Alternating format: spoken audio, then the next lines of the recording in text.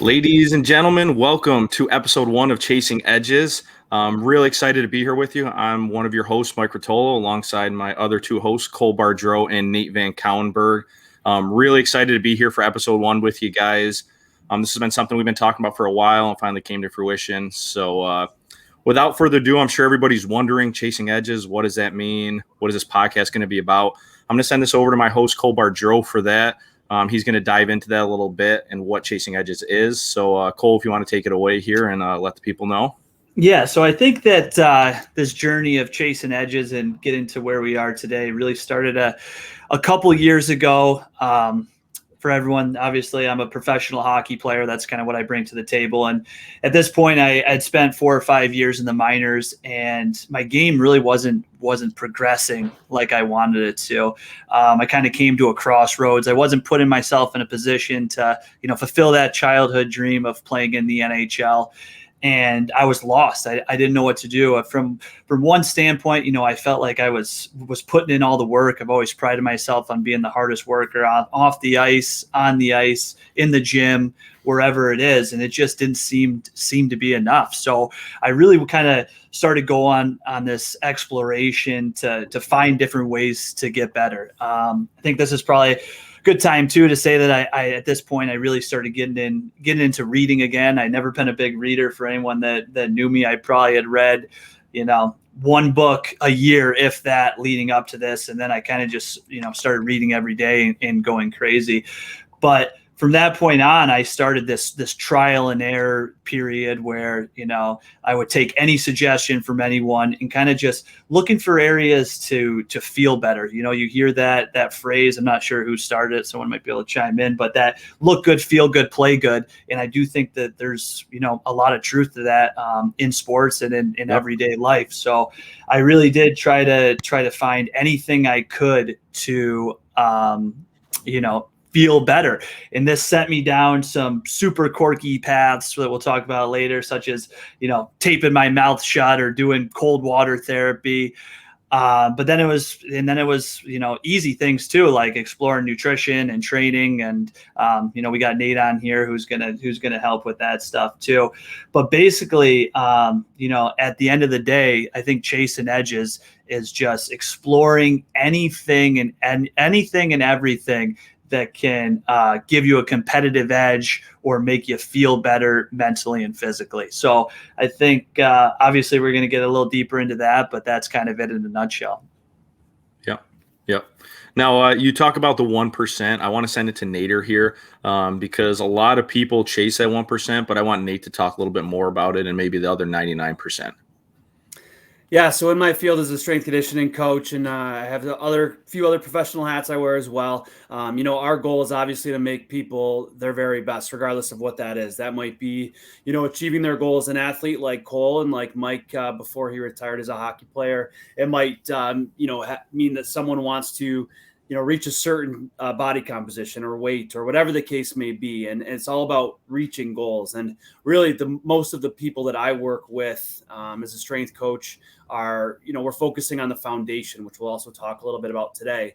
But then when you get to the point of, an athlete or a high performing person where, the foundation is built and now what can get that person over the hump to their goals, which, may be extremely high performing, that's when you need to start to dive into some of these things that, we call the 1% or the edges that we're going to be chasing throughout our journey here as a podcast and some of the things we're going to be discussing. And first of all, I think it takes the right type of person to care that much, where, there are different people out there, people that really care about their mission, their goals, whatever they want to achieve, to the point where they're going to put the extra time in like Cole has. And we're going to talk about that a lot more. But where they're doing research on their own, where they're dedicating themselves outside of the mandated time they're at practice or at the gym or whatever the case may be, to find the advantage or the edge to get them to their goal. And that's a special kind of person. That's an intangible that we wish we could bottle at times with the people that we work with. You could have all the talent in the world. You could have, you could put the time in that you're supposed to put in. But if you're not going to really dedicate yourself to being high performing in whatever field that may be, you're going to plateau at some point. And throughout the time us speaking on the podcast, we're going to definitely talk a lot about athletics and sports, and we're all hockey guys. I'm the old man, retired D3 guy. Michael was a big time D1 player, and Cole's still playing. But regardless, like, we're going to talk a lot about sports and hockey specifically, but this is about high performing people. And like my sister we talked about before is a plastic surgeon in New York City, and like, she's a 1 percentile of people. You know what I mean? So like, Yep. A lot of these things are going to apply to more than just athletics, and hopefully help people reach their goals, whatever that might be. Yeah, absolutely. Before we get a little bit further, I know we all kind of touched on it a little bit, but I kind of want to do an intro so everybody kind of knows who we are, what we've done. I know Cole already mentioned about the hockey. You mentioned me, but Cole, if you want to just kind of talk about maybe your path a little bit, who you are, what you've done, and then we'll send it to Nader, and then I'll follow up on you guys. Yeah, I'll try to keep it a little relatively short here. But so I was born in New Hampshire. My family there they were big time skiers. And then when I was turned 3, my dad's job took us down to North Carolina, and there wasn't a lot of mountains there. So that's when me and my older brother made the transition to hockey. And from there on out, fell in love with the game like a lot of kids who start young, and, went on this journey right from the second I stepped on the ice. I knew my goal was to play in the National Hockey League, and just that was going to be my life from there on out. And then in North Carolina, my parents or my dad's job kind of moved us around quite a bit. So bounced around a lot. And then when I was 10, my parents divorced, and my mom took us back up here into this area, upstate New York, not Rochester yet, but Auburn, New York, just to get a little extra help from my grandparents. And it was about this time that I kind of was introduced briefly into the Rochester community. It was actually, that's where I met Mikey. Him and his dad got me on the Front Row Sports Devils, a spring hockey team. And that was actually kind of like a pivotal time for my career to kind of get it a little bit more competitively.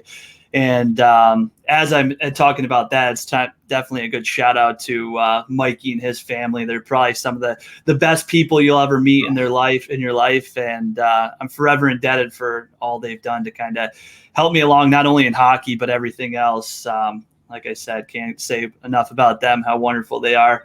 But getting back on track there. So ended up playing high school hockey in Fairport, and then, travel hockey with, I don't know how many times, Mikey, we switched names from the Americans to the Monarchs to the Blades to whatever. But played a couple. Yeah, exactly, baby. Played there a couple years, then was fortunate enough to be selected to the National Development Program in Ann Arbor. Definitely want to touch on that. That was in a later episode. Pretty interesting experience that might not be what you think. But and then after that, went on to Cornell University, where I played 4 years. Had a pretty good end of my career there, and was lucky enough to sign a contract with the Flyers. I was in the Flyers organization for 4 years. Never got a sniff there, and that's kind of what I noted on earlier. And then 2 years ago, I ended up signing with New York Islanders, and fortunate enough to get a couple lucky bounce injuries. You hate to wish an injury on anyone, but sometimes that's what it takes to get your sniff. And finally got my sniff there. And that was 2 years ago. And now I'm still in the organization, and just signed a couple weeks ago to stay with them for 2 more years. So super excited about that. And then also wanted to note that, as I came back I used to train in Philadelphia when I was there. It was kind of the free thing. And obviously I can be a frugal guy, especially playing in the minors. So I love training there, getting the free training, free supplements and whatnot. But it was, 2 or 3 years ago where I came back, and again, got to give a tire pump to Nate here. He is one of the best guys going.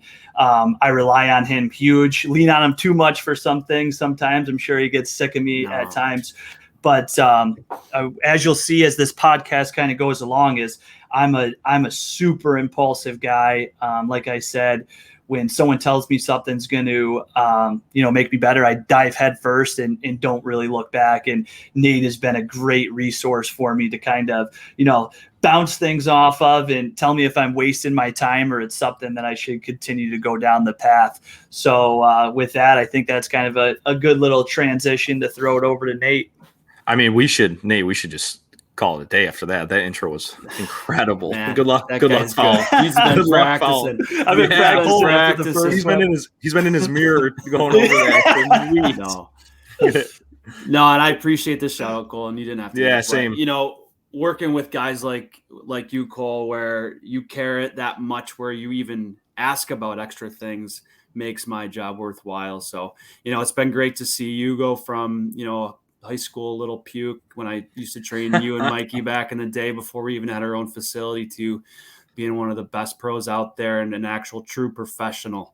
And a good example for our younger guys now is pretty cool. So a little bit more about me. So I do wear a few hats professionally. And before all that, I'm a dad, 2 little girls, and I have a wife and everything. So I'm the domestic guy on the podcast. And I know Mike is now too, coming up the ranks, but that's my main role. But outside of that, I'm the owner and strength coach at Next Level Strength Conditioning here in Fairport. And really my role there now is more on the business side of things, which I'd never in a million years thought that would be part of my resume, but that's where I'm at now. But I do still coach our pro hockey group, and lucky enough to work with guys like Cole and a really great group of guys. And that's, more of a summer situation, but I'm also the strength coach with our IT men's hockey.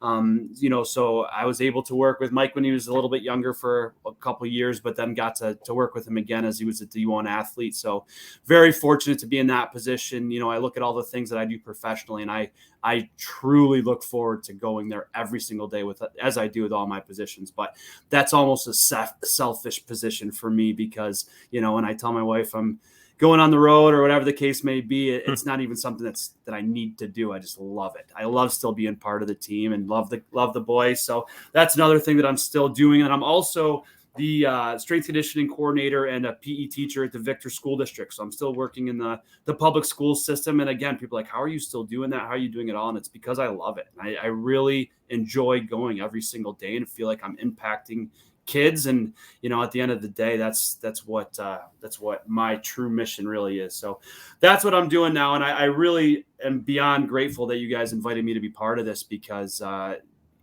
think we're going to touch on so many topics that can help people. And it's also going to be a lot of fun. Like, I know when we talk outside of the recorded podcast piece, we're busting chops and having a lot of laughs. I know there's going to be a lot of that on here as well, but beyond excited to talk about my experiences in the strength conditioning field. And I absolutely look forward to when Cole will walk up to me in the gym and be like, hey, what do you think about this? And then just start like shaking, like he's been probably up all night, reading about it. When I showed you my training ball yesterday in the gym. Yeah.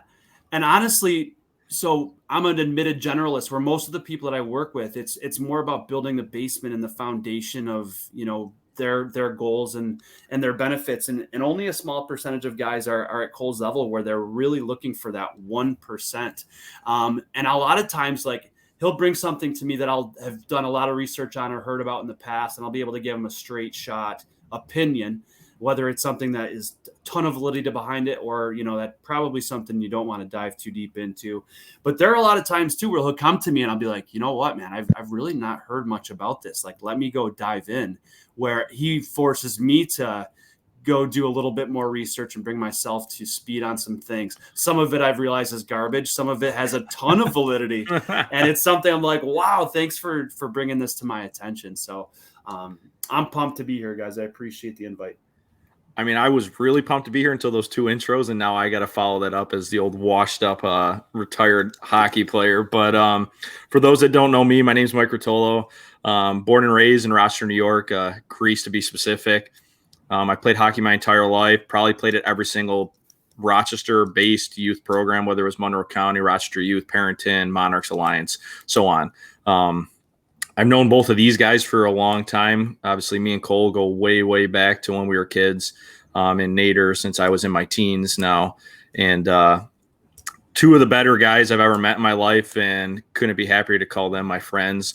But moving on, I I played hockey youth here in Rochester. I ended up moving on to the USHL. I played 2 years in the United States Hockey League, was able to win a Clark Cup, which was really cool, which is the USHL's equivalent of your Stanley Cup. After that, I committed originally to St. Lawrence University. They had a coaching change in the middle of my commitment, so I decided for me it was best to decommit, and then I ultimately found my way home at the Rochester Institute of Technology, which is where I'm from. It was kind of a dream of mine to always play there, to play college hockey in my hometown. I was able to do that. I would like to say I had a pretty solid career there, won 2 Atlantic Hockey Championships, and when my time was done at RIT, I decided it was time to call it a day.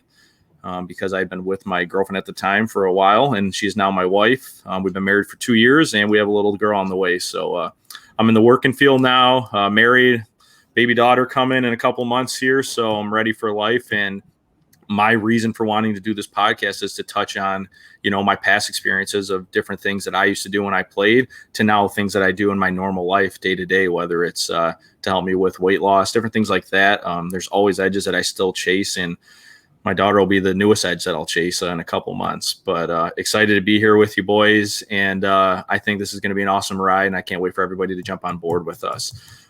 With that said, we got a bunch of topics that we're going to cover within the week-to-week basis. Some really good topics. I'm going to send it to Nader to kind of go over some of those topics and kind of discuss some of the main ones we want to touch on. And a disclaimer, and Nate will touch on this when we get to these episodes. We're not 100% experts. Nate is definitely, Cole is more the experimentalist, but we're going to give you our opinionated side. It's not going to be there's going to be science with Nate's end because he's the smartest guy in the room here. But Nate will touch on that and talk about some of the guests we're going to bring on also. Yeah, and you left out of your bio there that you were born to be a podcast host. You were just He's been itching for this for a while. You got the voice, you've got the management skills. So, forgot you left that out. But as far as the topics we're going to talk about here, a lot of this comes from my experience in the fitness, exercise science, strength conditioning field. But a lot of it is going to also be part of, some things that Cole's experimented with, heard about, either tried, or, maybe has been shot down by someone like myself or another strength coach through his professional career. But like Mike said, it's important that, a lot of this stuff, me personally, as I guess the science guy in the room, know a lot about the basics, but I'm never going to speak outside of my scope. So what we're going to do is we're going to bring in some potential experts in the field and have some really cool conversations with people that know much more than I do about certain things, even though I know some of the basics. Another thing we're going to do is we're going to bring on some other guests, whether it's professional athletes or high performing people that have also chased edges and what's worked for them and kind of get their stories. So that's going to be some cool stuff to look forward to as well. But as far as some of the, topics that we're going to discuss, and I'll start with some of the biggest ones, we'll talk a lot about sleep. And people know you're supposed to get your 8 hours, but it's not just about how much you're sleeping. It's about the quality of sleep. And sleep is really the biggest low-hanging fruit out there. And talk about performance enhancing drugs, like sleep can potentially be up there with the ability to recover and regenerate, and how important it really is to performance, whether it's physical, mental, across the board. So we'll talk about sleep hygiene and how to improve sleep quality and give some people some really easy strategies. Things like breathing, another low-hanging fruit out there, where even in the last 3 to 5 years, me working with high-level pro athletes, like 5 years ago, we didn't talk about breathing much. And now it's one of the biggest things we talk about, both, in the middle of a session and when we talk about individualized needs. And when it talks about it's not just a physical performance and recovery piece, there's so much to breathing when it comes to mindfulness and other things that it can apply to anybody. We're going to talk about nutrition. We're going to talk about actual training as well. And we're not going to get into sets and reps per se, but when it comes to training, even with some of the biggest high-level athletes out there, there are so many misconceptions and myths. I saw something on TV the other day. I'm not going to say much more, but there was a local Olympic hopeful that didn't make this trial, by a hair, right? And they had a story on him training with someone, and they showed a picture of the board, and there was burpees and stuff that we would never in a million years do with anybody, especially a Olympic hopeful athlete. So like we needed to break down some of these myths when it comes to some of the physical training side that will apply to athletes and all everyday people, like, even people like me just trying to fight off the dad bod. So that'll be good. We'll talk about the mental side of things, mindfulness. We'll talk about things like even depression and anxiety and, how people deal with that and what are some potential strategies.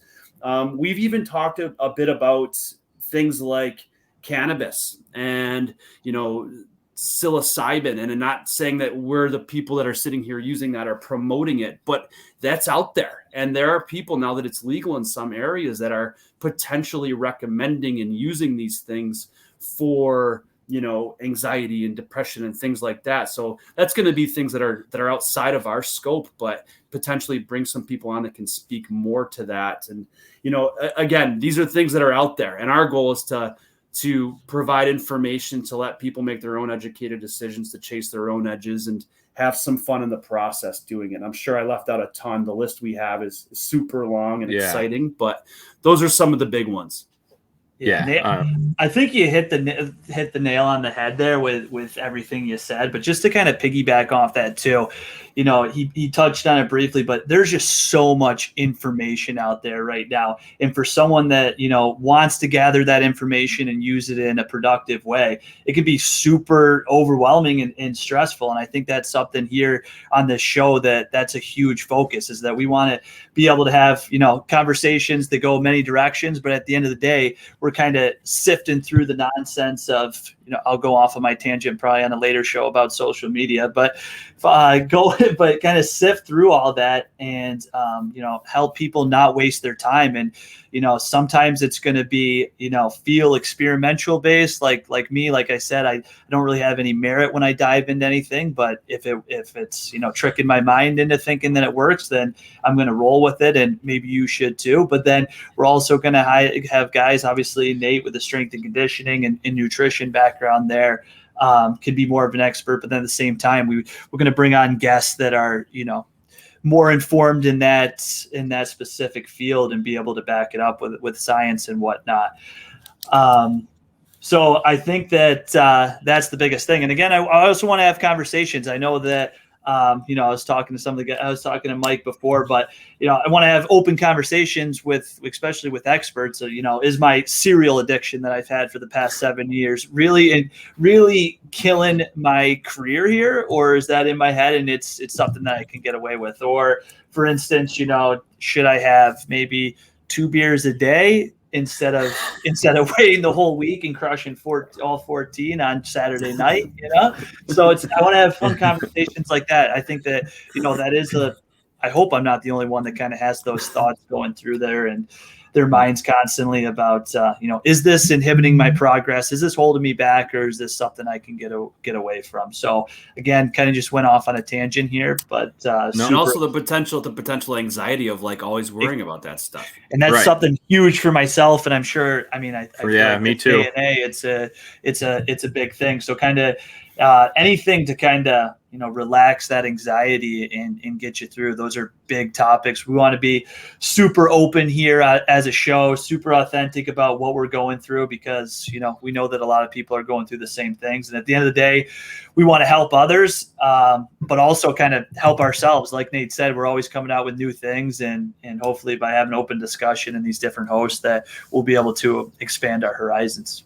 And I'm glad you touched on that, because this is going to be very open. We're going to deep dive, and we're not, in today's day and age, I feel like maybe 5-6 years ago, these are things that people wouldn't talk about, whether it's anxiety, depression. For sure. And we want to make it clear that we're very open and we're going to talk about that stuff. And it's almost going to be an open forum set up here. So we're going to send out our email, stuff like that, chasingedgespodcast@gmail.com. We want people, when they listen, to maybe send in a question they might have.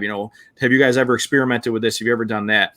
And it's going to be something that we're going to discuss, and we can use that as a segment, with whether we call it fan questions or what we do, but we want this to be open. We want our listeners to be involved pretty heavily here going forward, because we think that's the best way to communicate with them is if we answer their real questions, and maybe we can tie it in with some of our past experiences, or maybe it's something that they do and then we want to try moving forward. So I think being really open with our viewers is going to be something that we're really going to be looking forward to.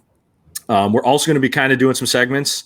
We're working on that right now. The one thing we're going to maybe get into this episode before we finish up is we talked about beforehand, Cole's Quirks. So me and Nader, maybe you can ask Cole a couple of the things that he's done in the past and maybe why he's done that, and kind of get a little quick, not a huge deep dive into it, but a quick little explanation. We'll save that for some longer episodes. But I want to start, Cole. When you taped your mouth shut, did you notice a difference? Yeah, absolutely. That's probably up there in the higher percentage of things that have actually worked for me. So let's give a little background on what he means by that there. Well, yeah. Taping your mouth shut when? Oh yeah, exactly. I mean, it's pretty self-explanatory, but it's at night. Obviously, right. I could probably use some tape over my mouth during the day at times, but no, it's mainly at night to improve my sleeping. I you know what, to be honest, I can't really pinpoint when I started doing that, but it had to be when I was in Lehigh. My trainer there, he was an awesome dude too, huge 1%er, always kind of looking for the next thing. And again, it was led right into my impulsivity, if that's a word, where I would just try whatever he gave me. But for me, kind of what started it is that I've been a huge snorer my whole life. Definitely have some sort of sleep apnea from the description of the noises that I make from different people. But being on the road with different roommates, they'd have to go all the way to get earplugs or even request a trade of a roommate on the road because it was so bad. So kind of at one point, I think his name's Dan, the trainer that was there, basically was telling me, like, if your sleep apnea or snoring is that bad, like, it's definitely playing a huge role in your sleep, and you're not getting as good of sleep as you could. You should try taping your mouth shut. So legit, I just grabbed a roll of tape, took it home, just clear tape from the locker room too. Nothing crazy. That's not even that sticky either when you put on like human skin. No, it's not. So threw it on there, and I didn't last more than 30 minutes the first night. Like, I just couldn't do it. I felt, because I'm pretty claustrophobic as it is too, so I was straight up panicking. But as time went on, I kind of like had this goal of, it's like, okay, I'm gonna wear it. I'm going to wear it for 30 minutes tonight. As the week progresses, we'll get into 45, and kind of just like a slow progression that didn't put so much pressure on making it all the way through the night. And then finally, I remember the day pretty vividly that I made it through the whole night. I was pretty fired up, but I woke up and found that the clear tape, like you said, it doesn't stick well, so it was like on my back or on the bed or something like that. So eventually, through another book I read, The Oxygen Advantage. Nate's a big reader of that one too. It's a great book for anyone that's interested, but he actually has his own specific tape, and this tape is elite. I'm telling you, like, it doesn't like it sounds really dumb, but this tape is so elite because you can get super sticky tape that when you wake up, especially if you have facial hair, it's gonna sting to come off. It sucks. And then you have the opposite end of the spectrum, like I said, with the clear tape that just doesn't do the justice. This thing is a perfect combo, and it's got a little give to it, so you're not freaking out as much. It's just a good set of tape. And I probably, at the end of the day, I did that for probably like over a year. And they say that you can stop doing it after a little bit, that you'll train yourself to breathe through your nose. And I went on a good run with it. It's actually funny that that's the first thing that comes up, because probably a month ago, my girlfriend, we woke up one morning and she was like, I slept so bad. You were snoring your ass off. And I was like, back to the tape. So now it's back on the dresser, and I'm back on the tape train. So hopefully I just need like 9 more months of that, and then I can get off it again. I'm going to need you to send me the link for that, because when I'm on my back, my wife says I snore a lot, and it's probably why I'm tired in the morning. I feel like everyone snores. Like, some people that I've told to do it, that have actually jumped on it, give like huge rave reviews about how well they feel in the morning. I don't necessarily find it that day and night. Definitely helps, but not as much as some other people. So I think it's one of those things that if you know you're snoring, you should try to do it. Because I've even heard people going to the extreme of getting that like deviated septum surgery, and I swear that I had one too. But from what I can tell, I think that you can fix it by doing this without surgery. So Nate, jump in. So this is all science, and really the whole mouth breathing thing leads to a lot of potential negative side effects, and this is all proven science stuff. And the Oxygen Advantage book is something that I've only read in the last couple of years, and it's totally changed my outlook on the importance of breathing and performance in everyday life. And the whole purpose of nose breathing is to, optimize all of the processes that are going on through the oxygen intake and CO2 and all of those different things, which we'll dive into in much more detail. But anyway, when it comes to taping the mouth, this is not something just like tape your mouth and your deviated septum is going to go away, or you're going to stop snoring, or your sleep apnea is gone. Like, definitely advise with a medical professional before you say like, okay, I've got a deviated septum and I'm going to do this. So I've got a double deviated septum where it goes two different directions. And I've always been a mouth breather and, snore a bit as well. And I was definitely hesitant to try it because I was afraid I was just like, not breathe. Be able to breathe and I'm out, Yeah. But first of all, I did get the tape that Cole recommended, and that's in the Oxygen Advantage. It's like 3 on paper tape, and tried it. And I personally woke up like $1 trillion the first time I did it. And now I don't do it every night, but that's the whole purpose, is not to do it every day. It's to train your body to breathe through your nose, and becomes more of a involuntary habit, but something that we'll definitely dive into deeper. And there's definitely a potential for high performing athletes, not the everyday person or a high school athlete, but there's a time and a place to potentially tape your mouth training as well. And that's something that I wasn't into. I thought it was all BS, like it. And I dove into that book, and I, talked to some other really high level professionals in my field, and like, no, that's legit. So, something as a private gym owner, we don't do a ton from a perception side of things, but from a scientific validity, it's there. And we'll talk about that as well. So I think that's one quirk that has a lot of validity behind it, and not one that might have just gotten thrown off to the side. Another quirk that I want to throw out there to Cole is the scooter. So, this is definitely not necessarily a 1% groundbreaking game changer, but for those of you that don't know, Cole has this little scooter that he rips around Fairport in. And to even better than that, he's got this helmet with this sick half shield on it and a basket on the back, the whole deal. And the guy's a pro athlete. Like he can, he's got some money to throw around if he needed to. But we do this low day on Tuesdays where we, do some prehab and mobility and play some spike ball, which will be another quirk we'll talk about. But you see Cole buzzing down the road, ripping, and then pulling in, and it's awesome. I love it. But a lot of guys, don't know if they want to go in that style. So what I want to know, Cole, is why the scooter, and how is that something that has helped you in any way? And not performance based, but like, why the scooter? Wait, hold on really fast. Is this a moped or a scooter? It's a moped. It's a 96 Honda Lead moped.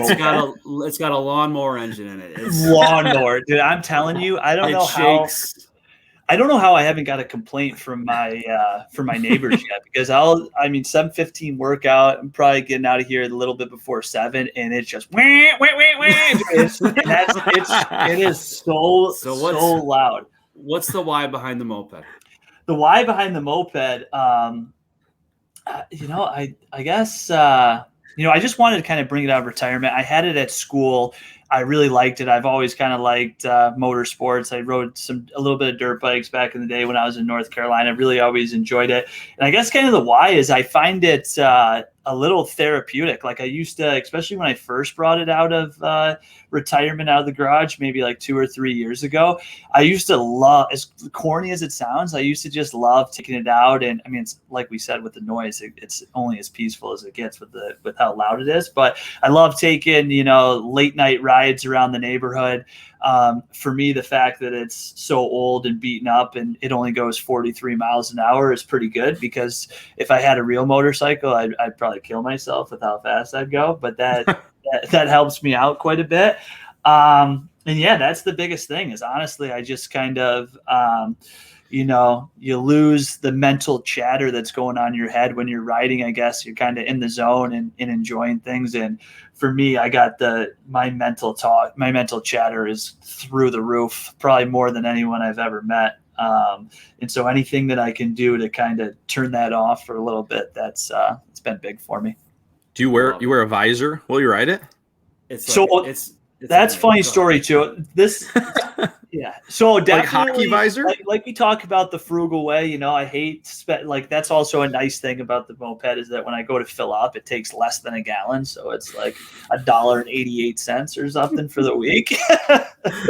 But like I said, definitely a frugal guy. Been like that for a while. Not something I love, but I actually was at a not even kind of like a thrift store, but it had more than just clothing. Like there was a bunch of weird items in there. Probably a Salvation Army. Yeah, I don't know what it was.